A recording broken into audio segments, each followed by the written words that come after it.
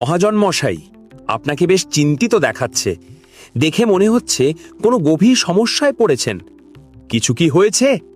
যদি আমি আপনাকে কোনোভাবে সাহায্য করতে পারি তবে দ্বিধা করবেন না, আমাকে বলতে পারেন। এই, তুমি আমাকে কি সাহায্য করবে?